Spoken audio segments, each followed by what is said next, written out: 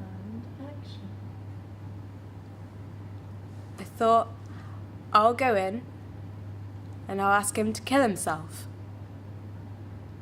I'm sat at home last night with this cat in my lap, and I thought, I'll go in and I'll ask him to kill himself. That's what I'll do. So I called my solicitor this morning and told her I was going in after all, and I called the prison service, and they were very good. I thought it might take weeks, but they sorted out an appointment for today, which is good, isn't it? I thought, I'll go in and I'll ask him to kill himself, and he'll do it. He'll do what I ask, because he was going to kill us both anyway. No matter what his solicitor says, I know. I know. What do you do in here? Do you get bored? Do you read? Do you get telly? I find telly one of the most difficult things, or I did when I was finding it difficult to adjust. My reactions to it are completely inappropriate. I'm at my mum's watching the news, and this suicide bombing comes on, and I just start laughing because 76 dead and they're all so serious. I'm much better now. Buying food was hard at first. I just kept buying it. I take my stuff to the counter, hand over the money, and almost run out the shop like I was stealing or something. I'm at Sarah's this one time, and there was a bunch of us, and I saw this tin opener on the side, and I just put it in my pocket. And when I turned around, they were all pretending like they hadn't seen it happen. I wanted to fucking punch them.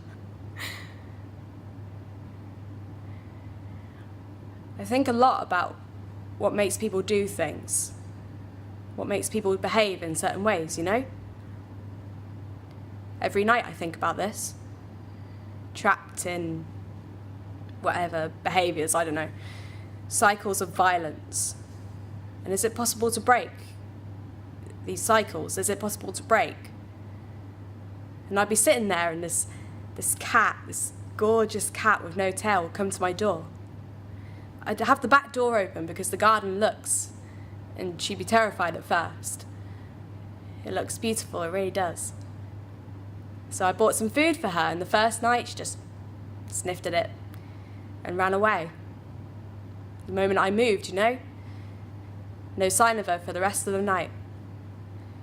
And I'm thinking, reactions and responses, patterns, violence breeding violence, and the next night she's a bit further. And I'm looking at her tail thinking, that's been cut off. And I don't think it has. I think she's a Manx. I think they're born without tails. And the next night she's a bit further, and I'm beginning to get used to this. Beginning to look forward to it. And the next night she's a bit further, and she's eating, and the next night she's in every night. She's on my lap, she's following me around, she's on my window ledge waiting for when I get home. And I'm sat there thinking, patterns and behaviours, and is it actually possible to break these patterns? And we'd be sitting there every night. She's eating, she's meowing to be let in. Every night. And one night she just scratches me out of the blue. Cats. You know, just a vindictive cat scratch. Look. See? She knew she'd done wrong. Took her 3 nights to get back in my lap. And I'm stroking her thinking, warm, delicate, you know?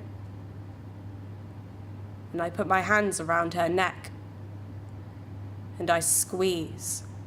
And I squeeze until her neck is about the thickness of a rope, and I still squeeze. And I'm sat there, and this is last night, with this dead cat in my lap, and I thought I'd come and see you. Here I am.